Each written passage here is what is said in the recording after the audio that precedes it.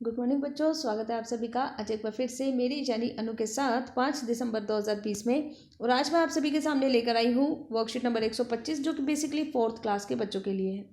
बच्चों, आपकी इंग्लिश की बुक में एक चैप्टर है द लिटिल फर ट्री। इसके 2 पार्ट्स ऑलरेडी हम कर चुके हैं। ये इसका नेक्स्ट पार्ट है जिसको डिज़ाइन किया है directorate of education GNCT of Delhi. So without any further delay let's start. तो बच्चों, किसी भी वर्कशीट को शुरू करने से पहले मैं हमेशा आपको याद दिलाती हूँ कि आपको बच्चे का नाम, class and section, class teacher का नाम प्लस डेट, ये सारी चीज़ें तो लिखनी ही है। साथ में आपको सब्जेक्ट भी लिखना है और टाइटल भी लिखनी है, द लिटिल फर ट्री। तो शुरू करते हैं एक बहुत इंपॉर्टेंट इन्फॉर्मेशन से। तो बच्चों, आपको पता है आज है वर्ल्ड सॉइल डे यानी मृदा दिवस, मिट्टी का दिन। आप एक चीज़ इमेजिन कीजिए कि आपके पास एक टॉफ़ी से भरा हुआ बैग है, ठीक है। अब क्या आप उन सारे टॉफ़ीज़ को एक साथ खा जाओगे एक ही बार में? सोचिए, क्या आप उन सारी टॉफ़ीज़ को एक ही बार में एक साथ खा जाओगे, या फिर उन सभी टॉफ़ीज़ को धीरे धीरे करके 1 बाय 1 कुछ दिनों के अंदर आप ख़त्म करोगे? क्या करोगे? एक बार में तो नहीं खाएंगे ना, कुछ दिनों के अंदर अंदर उनको ख़त्म करेंगे, हर दिन थोड़ी थोड़ी टॉफ़ी लेकर। तो हाँ, हम उन सभी चीज़ों को जो हमारे लिए प्रीशियस होती हैं, कीमती होती हैं, उन सब चीज़ों को हम बचा कर रखते हैं ताकि हम उनको फ्यूचर में इस्तेमाल कर सकें, है ना। तो इसी तरीके से जितने भी पेड़ हैं, प्लांट हैं, फ्रूट्स हैं, वेजिटेबल्स हैं, ये सारे के सारे हमारे लिए इम्पोर्टेंट है। इनको कैसे बचाया जा सकता है? इनको ज़रूरत होती है मिट्टी की, ठीक है। ये मिट्टी में ही उगाए जाते हैं और मिट्टी में ही ये फलते फूलते हैं। तो बिना मिट्टी के क्या होगा कि there will be no plants and so there will be no food. बिना मिट्टी के कोई प्लांट ही नहीं होगा और इस वजह से कोई फूड ही नहीं होगा। जब हमारे पास खाना नहीं होगा तो हम खाएंगे क्या? जब हम कुछ खाएंगे ही नहीं तो फिर हम जिएंगे कितने दिन, है ना। तो इसलिए हमें सबसे ज़्यादा क्या ज़रूरत है? हमें ज़रूरत है अपनी सोइल को, अपनी मिट्टी को प्रोटेक्ट करने की, इसको बचा के रखने की। Just like we saved our toffees for another day. बिल्कुल वैसे ही जैसे हमने अपनी टॉफ़ीज़ को बचा कर रखा था आगे आने वाले टाइम के लिए, इसी तरीके से हमें ज़रूरत है कि हम मिट्टी को बचा कर रखें आगे आने वाले टाइम के लिए। मिट्टी के बारे में बहुत सारे इंटरेस्टिंग फैक्ट्स हैं, लेकिन इसमें से 2 फैक्ट्स मैं आपको बताना चाहूँगी। सबसे पहला तो ये कि 2 से 3 सेंटीमीटर ऑफ सॉइल्स यानी बहुत थोड़ी सी सॉइल को भी बनने में करीबन 1000 से भी ज़्यादा का टाइम लगता है। 2 से 3 सेंटीमीटर की सॉइल और इसको बनने में हज़ारों सालों से भी ज़्यादा का टाइम, यानी कि बहुत ज़्यादा कीमती है मिट्टी।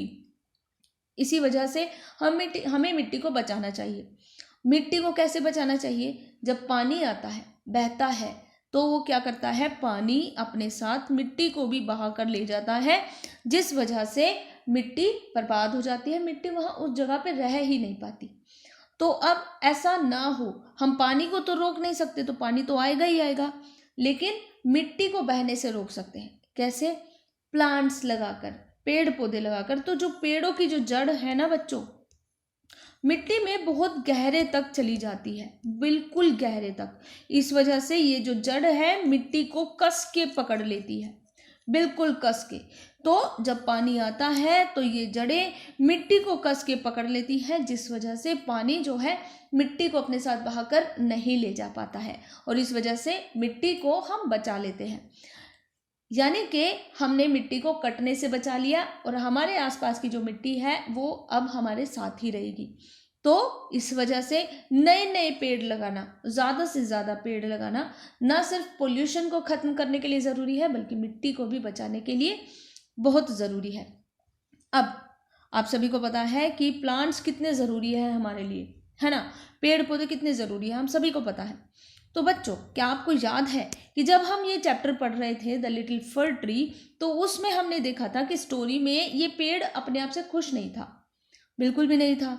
तो उसको हमेशा ये लगता था कि वो यूज़फुल नहीं है किसी भी चीज़ के लिए। But we know the importance of trees, लेकिन हमें पता है कि ट्रीज़ की क्या इम्पोर्टेंस होती है।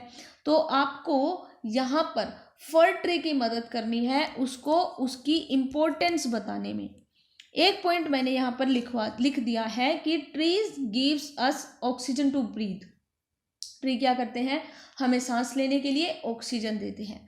और क्या क्या करते हैं पेड़, हमारे लिए क्यों इम्पोर्टेंट है, वो 5 पॉइंट आपको यहाँ पर लिखने हैं, ठीक है। Trees gives us fruits to eat, ठीक है। इसी के साथ ही और भी कई सारी चीज़ें हैं जो पेड़ों से हमें प्राप्त होती है, तो आपको सोच सोच के लिखना है और अच्छे से लिखना है। अब पेड़ कैसे उगाया जाता है, इसके भी कुछ अपने अपने चरण होते हैं, स्टेप्स होते हैं। सबसे पहले स्टेप में क्या होता है, सबसे पहले स्टेप में हम बीज उगाते हैं, है ना। पोट में बीज डाला जाता है, गमले में बीज डाला जाता है। उसके बाद बीज डालने के बाद पानी डाला जाता है, ठीक है जी। पानी डालने के बाद सूरज की रोशनी मिलने के बाद क्या होता है कि बीज में से पौधा निकलने लगता है ना।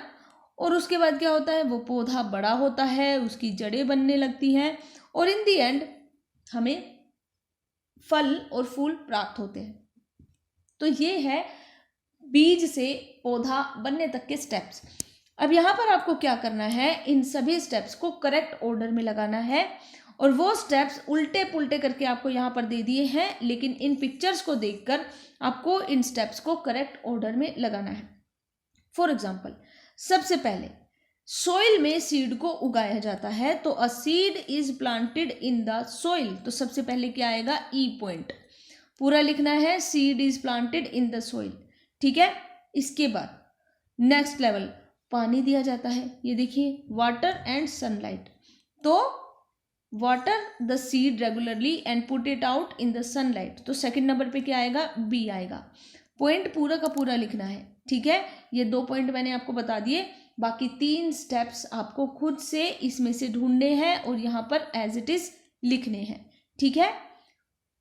अब यहाँ पर खत्म होती है आपकी वीडियो, लेकिन जाने से पहले पेरेंट्स के लिए संदेश, मिट्टी को बचाएंगे स्वस्थ वातावरण पाएंगे, ये स्लोगन है। और इसी के साथ डियर पेरेंट्स, बच्चों को बताइए कि 5 दिसंबर हर साल वर्ल्ड सोइल डे के रूप में सेलिब्रेट किया जाता है, यानी विश्व मृदा दिवस के रूप में मनाया जाता है। मिट्टी पौधों को बढ़ने के लिए पानी और न्यूट्रिएंट्स प्रोवाइड करवाती है, पौधों की जड़ें मिट्टी को बांधे रखती है, तो इसलिए जब बाढ़ आती है तो मिट्टी कटती नहीं है ना। मृदा संरक्षण के लिए बच्चों को जागरूक बनाएं और इसके लिए बच्चों को प्रेरित करें कि वो ज़्यादा से ज़्यादा पौधे उगाएं। फिलहाल कोरोना वायरस से बचने के उपाय, सबसे पहला उपाय, अपने हाथों को साबुन व पानी से नियमित रूप से धोइए। दूसरा उपाय, घर से बाहर जब निकलेंगे तो मास्क पहन कर जाएंगे। और तीसरा उपाय, फिजिकल डिस्टेंसिंग यानी 6 फीट की या 2 गज की दूरी अपने और अपने साथी के बीच में ज़रूर बनाए रखिए। यहाँ पर ख़त्म करती हूँ आज की वीडियो। आपसे सोमवार को फिर से मुलाकात होगी, तब तक के लिए अपना बहुत ज़्यादा ध्यान रखिए। Goodbye and God bless you all.